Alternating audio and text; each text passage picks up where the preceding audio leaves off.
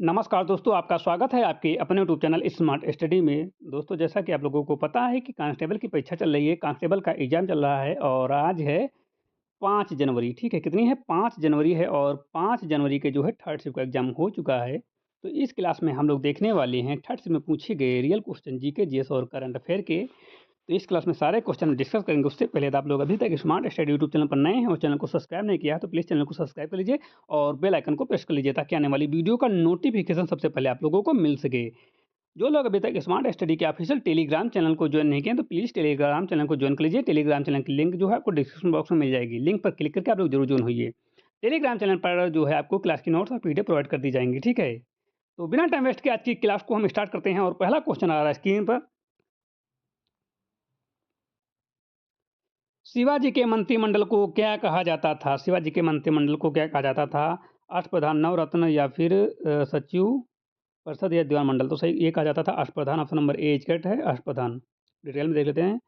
छत्रपति शिवाजी ने संगठित प्रशासन बनाया, उनके मंत्रिमंडल को अष्टप्रधान कहा जाता था। उसमें 8 मंत्री शामिल होते थे। हर मंत्री को अलग-अलग प्रशासनिक कार्य था। यह व्यवस्था कुशल शासन के लिए थी और मराठा प्रशासन की यह विशेषता थी। सही जवाब option number A is correct है। अगला क्वेश्चन है शिवाजी ने किस भाषा को राजभाषा बनाया? ठीक है, हिंदी, फारसी, मराठा, संस्कृत। तो शिवाजी ने जो है मराठी भाषा को राजभाषा बनाया। शिवाजी ने मराठी भाषा को राजभाषा बनाया, इससे स्थानीय जनता को प्रशासन में सुविधा हुई। सही जवाब ऑप्शन नंबर सी करेक्ट है। और उस समय फारसी प्रचलित थी और मराठों को बढ़ावा देकर उन्हें स्वदेशी भावना उगाई गई। यह संस्कृत और जागरण का प्रतीक थी। मराठा राज्यों की पहचान हुई। अगला क्वेश्चन है कि अगला क्वेश्चन है कि तरणेतर मेला किस राज्य से प्रसिद्ध है? राजस्थान, गुजरात, मध्य प्रदेश, महाराष्ट्र। तो ये गुजरात से प्रसिद्ध है।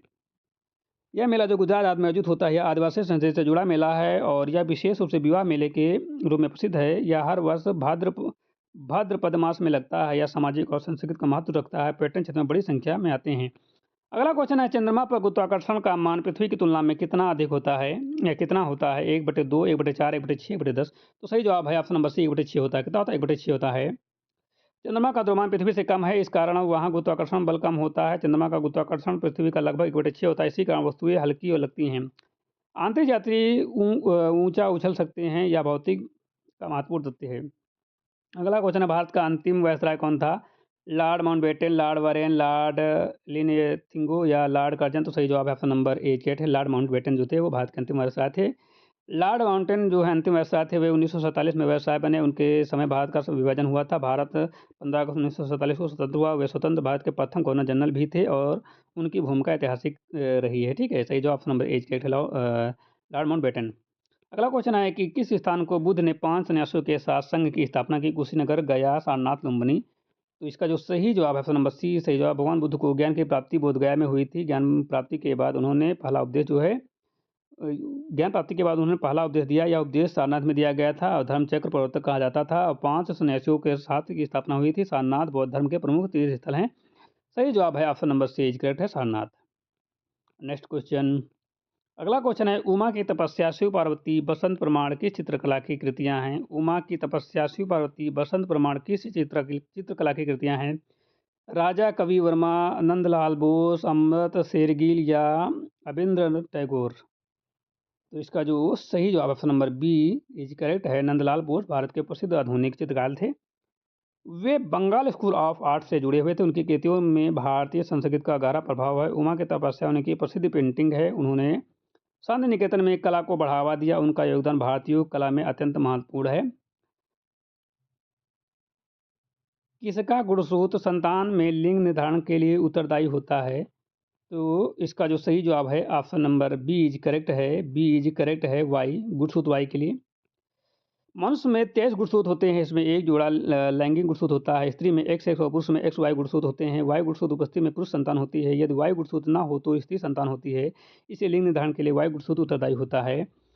अगला क्वेश्चन है, किस अनुच्छेद के तहत विधि के समझ समानता वर्णित है? अनुच्छेद 13, अनुच्छेद 14, अनुच्छेद 15, अनुच्छेद 16। तो इसका जो सही जवाब है अनुच्छेद 14 के तहत ऑप्शन नंबर बी करेक्ट है। अनुच्छेद 14 भारतीय संविधान का महत्वपूर्ण अनुच्छेद है। यह सभी नागरिकों के लिए विधि समझ समानता प्रदान करता है। यह कानून की समान सुरक्षा की गारंटी देता है। राज्य किसी के साथ भेदभाव नहीं कर सकता। यह मौलिक अधिकारों के आधार का स्तंभ है। लोकतंत्र में इसकी विशेष भूमिका है। सही जवाब ऑप्शन नंबर बी करेक्ट है। अगला क्वेश्चन है, आर्य समाज की स्थापना किस वर्ष की गई थी? 1872 और 1875, 1885, 1890। तो सही जवाब है 1875 में। ऑप्शन नंबर बीच करेक्ट है। आर्य समाज एक सामाजिक धार्मिक आंदोलन था। इसकी स्थापना 1875 में हुई। इसका उद्देश्य वैदिक धर्म का प्रचार करना था और इसने सामाजिक कुरीतियों का विरोध किया और शिक्षा और सुधार पर बल दिया। आधुनिक भारत में इसका बड़ा योगदान है। सही जवाब ऑप्शन नंबर बीच करेक्ट है। अगला क्वेश्चन है, भारत की पंचवर्षीय योजना में खादी एवं ग्रामोद्योग की स्थापना हुई, मतलब कि कब हुई? प्रथम, द्वितीय, तृतीय, चतुर्थ। भारत की किस पंचवर्षीय योजना में खादी एवं ग्रामोद्योग की स्थापना हुई? तो इसका जो सही जवाब है ऑप्शन नंबर ए करेक्ट है। खादी एवं ग्रामीण उद्योग जो है 1956 में या प्रथम पंचवर्षीय योजना में के दौरान शुरू हुआ था। इसका उद्देश्य ग्रामीण रोजगार को बढ़ावा देना था, खादी को प्रोत्साहन देना था। इसका लक्ष्य था। गांधी जी के विचारों से प्रेरित यह संस्था है और ग्रामीण अर्थव्यवस्था को बल मिला। सही जवाब ऑप्शन नंबर ए करेक्ट है। अगला क्वेश्चन है, क्षमावाणी किस धर्म से संबंध त्योहार है? बौद्ध, जैन, सिख, हिंदू। तो इसका सही जवाब ऑप्शन नंबर बी करेक्ट है। सही जवाब ऑप्शन नंबर बी करेक्ट है। क्षमावाणी जैन धर्म का प्रमुख पर्व है। इस दिन लोग एक दूसरे से क्षमा मांगते हैं। यह अहिंसा और करुणा का प्रतीक है। और जो है परिवरण पर्युषण पर्व के अंत में मनाया जाता है। इसका धार्मिक और नैतिक महत्व है। यह आत्मशुद्धि का अवसर होता है। सही जवाब ऑप्शन नंबर बी करेक्ट है। अगला क्वेश्चन है, शून्य में स्वतंत्र रूप से गिरने वाली वस्तु का त्वरण कितना होता है? 8.9 मीटर पर स्क्वायर और 9.8 मीटर पर सेकंड स्क्वायर, 10 मीटर पर सेकंड स्क्वायर शून्य। तो सही जवाब है ऑप्शन नंबर बी करेक्ट है। 9.8 मीटर पर सेकंड स्क्वायर होता है। शून्य में वायु प्रतिरोध नहीं होता है। ऐसी वस्तु केवल गुरुत्व बल से गिरती है। पृथ्वी पर गुरुत्व त्वरण का जो मान होता है 9.81 या फिर 10 मान लिया जाता है, लगभग 9.81 मीटर पर सेकंड स्क्वायर होता है। सभी वस्तुओं के लिए समान होता है। द्रव्यमान का प्रभाव नहीं पड़ता है। यह गैलीलियो के सिद्धांत पर आधारित है। ऑप्शन नंबर बी करेक्ट है। अगला क्वेश्चन है, किस अनुच्छेद में लोक नियोजन के अवसर की समानता दी जाती है? तो अनुच्छेद 16 में दी जाती है। अनुच्छेद 16 सार्वजनिक रोजगार से संबंधित अवसर समानता सुनिश्चित करता है। राज्य भेदभाव नहीं कर सकता। यह योजना या आधारित चयन को बढ़ावा देता है। योजना आधारित चयन को बढ़ावा देता है। मौलिक अधिकारों का भाग है। लोकतांत्रिक स्वास्थ्य को मजबूत करता है। ऑप्शन नंबर सी करेक्ट है। अगला क्वेश्चन है, किस विधि द्वारा मिश्रण के घटकों को पृथक्करण किया जाता है? किस विधि द्वारा मिश्रण के घटकों को पृथक्करण किया जाता है? ऊर्ध्वपातन, निश्चयपातन या क्रोमोटोग्राफी या उपरोक्त सभी। तो इसका जो सही जवाब ऑप्शन नंबर डी करेक्ट है, उपरोक्त सभी। मिश्रण को अलग अलग करने के लिए कई तरीके होते हैं। निस्यंदन ठोस द्रव मिश्रण के लिए होता है और ऊर्ध्वपातन विशिष्ट ठोसों के लिए होता है और क्रोमोटोग्राफी रंगीन पदार्थ के लिए उपयोगी होता है। मिश्रण के प्रकार पर विधि निर्भर करती है, इसलिए सभी विधियों का उपयोग होता है। ऑप्शन नंबर डी करेक्ट है। अगला क्वेश्चन, आर्य समाज की स्थापना किसने की? तो आर्य समाज की स्थापना जो है स्वामी दयानंद सरस्वती जी ने की थी। कब की थी आप लोग कमेंट बता देना। स्वामी दयानंद सरस्वती ने आर्य समाज की स्थापना की। उन्होंने वेदों के और लौटों का संदेश दिया। उन्होंने मूर्ति पूजा का विरोध किया, सामाजिक सुधार पर बल दिया, नारी शिक्षा का समर्थन थे और भारतीय नवजागरण में योगदान का महत्वपूर्ण है। सही जवाब ऑप्शन नंबर सी करेक्ट है। अगला क्वेश्चन है, नवरोज किन लोगों का नववर्ष है? मुसलमान, सिख, पारसी या जैन। तो ये जो है ये पारसी लोगों का है। नवरोज पारसी समुदाय का नववर्ष है। या ईरानी परंपरा से जुड़ा है। या बसंत ऋतु में मनाया जाता है। आनंद और नई शुरुआत का प्रतीक है। भारत में पारसी समाज इसे धूमधाम से मनाते हैं और यह संस्कृत पर्व है। अगला क्वेश्चन, सौरमंडल का सबसे छोटा ग्रह कौन सा है? उपग्रह कौन सा है? सबसे छोटा उपग्रह कौन सा है? चंद्रमा, फोबास या डिमोस या यूरोपा। तो इसका सही जवाब है ऑप्शन नंबर सी, डिमोसा। मंगल ग्रह का उपग्रह है। यह सौरमंडल का सबसे छोटा उपग्रह है। इसका आकार बहुत छोटा होता है और यह फोबास में भी छोटा है। इसकी खोज जो 1877 में की गई थी। खगोलीय विज्ञान में महत्वपूर्ण है। सही जवाब जो है ऑप्शन नंबर सी करेक्ट है। अगला क्वेश्चन है कि रोहिणियों श्रेणी के प्रथम उपग्रह का परीक्षण किस वर्ष हुआ? 1875, 1975, 1979, 1980, 1983। इसका सही जवाब ऑप्शन नंबर सी करेक्ट है, 1980 में हुआ।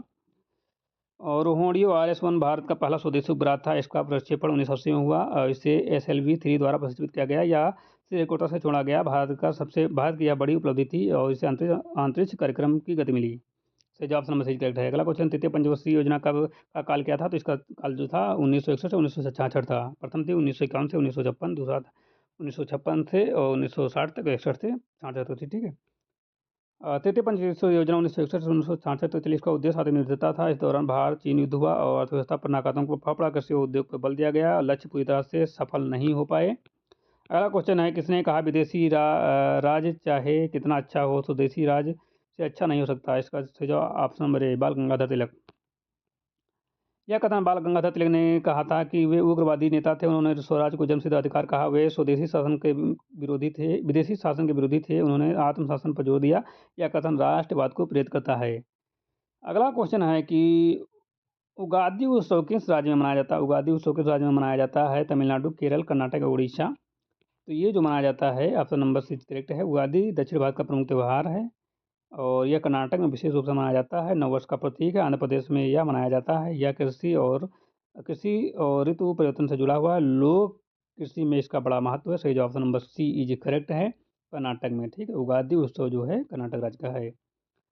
अगला क्वेश्चन है, सौर मंडल की खोज किसने की थी? न्यूटन, गैलीलियो, कापरनिक्स या केपलर? तो सौर मंडल की खोज जो है कापरनिक्स ने की थी। ऑप्शन नंबर निकस ने की थी। कापरनिकस ने की थी। किसी ऑप्शन नंबर सी करेक्ट है।